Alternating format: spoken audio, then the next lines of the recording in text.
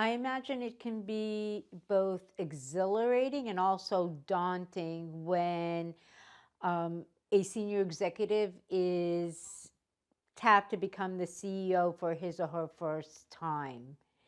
How did you handle this when it happened to you? Well, I can't say that I was not prepared to become a CEO. Eventually, leading a business organization was part of my professional plan.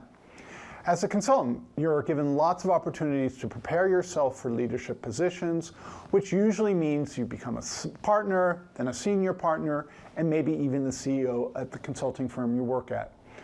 I also became a CEO in my industry, but as the head of the Association for Management Consulting Firms, AMCF. It was nice to know that my plans worked out, and I finally got to be a CEO. Was it exhilarating?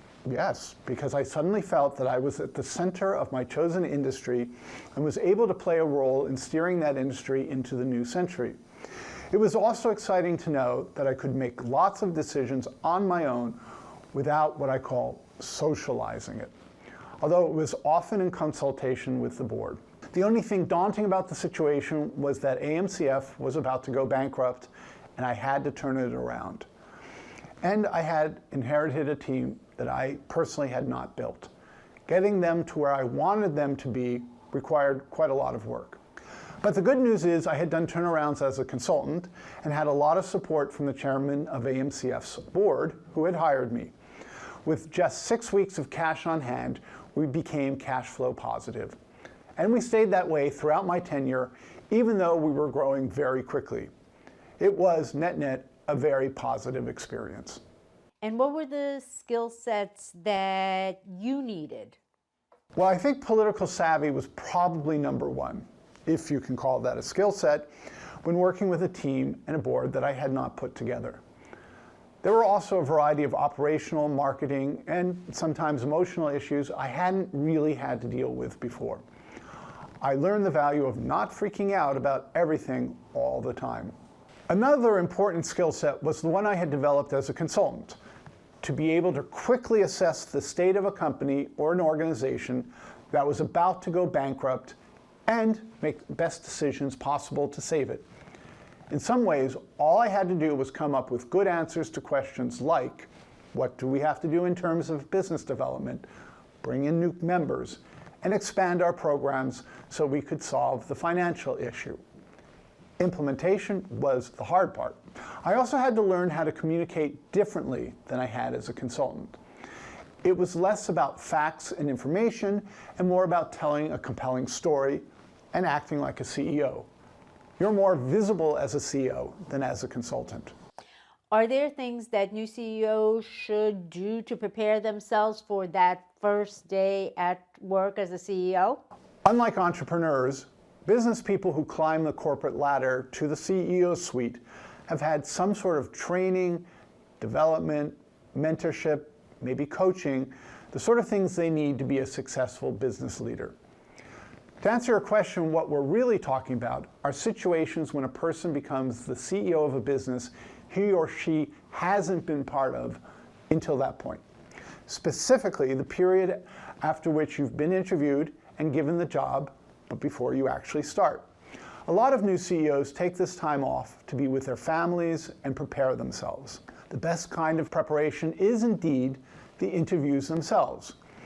You should use your downtime to review what you heard, make sure you understood everything about the present state of the company, and begin thinking about a future for the company that's compelling, long-term, and possibly even disruptive.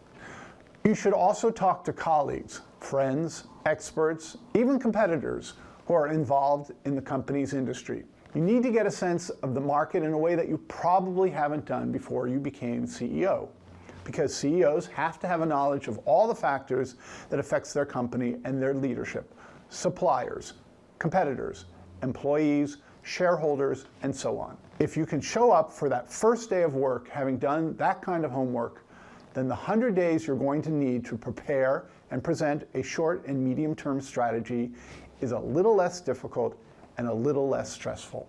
Now, if a new CEO hasn't had the sort of training and development they need, and it's not uncommon that people unexpectedly become CEOs without a lot of preparation, they better hire a third party like consultants, coaches, or mentors to fill in their skill and knowledge gaps. I can say from experience that Howard Stringer, who took over leadership of Sony in 2005, had not really planned on it. He wasn't even certain he wanted the job because he knew what lay before him in terms of leading a major Japanese company as a non-Japanese businessman. Unfortunately, I left Sony shortly thereafter to take another job, so I was only hearing things second and third hand. But clearly Howard's lack of preparation, plus the difficult situation he was confronted with, made his tenure at best mediocre. And Sony's stock lost 75% of its value under his leadership. What are the biggest changes in both their personal lives and their professional lives that the CEO should be aware of fairly quickly? Well, the bad news is your personal time takes a hit, at least at the beginning. You might not have had a lot of time for your family or hobbies when you weren't a CEO, but hopefully you were able to find time for things other than work. Depending on the size of the organization you are now leading, you could be all over the place all the time. So you have to prepare for a different dynamic when dealing with your family. You're going to have to delegate even more than you did before. So you should be more careful about who you choose to be part of your leadership team because you will be losing touch with many parts of the organization. You'll cause more problems for the organization and your employees if you insist on diving deeply to get the answers you want. Good data will become more important to you because you may not have easy access to employees lower down in the organization. Questions are going to become your most trusted tool. You have to be good at questions, which might be a major disruption to how you're used to managing. What's the key piece of advice that you'd like to offer that newly minted CEO?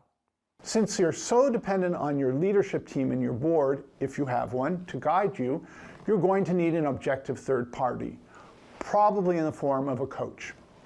A good coach will challenge your assumptions on certain things or bring you back to reality if you've gone off into a corner that is unproductive or downright wrong when you're making the kind of decisions you're going to have to make. Without that, you run the risk, as Howard did, of being ineffective or worse, actually destroying value instead of creating it.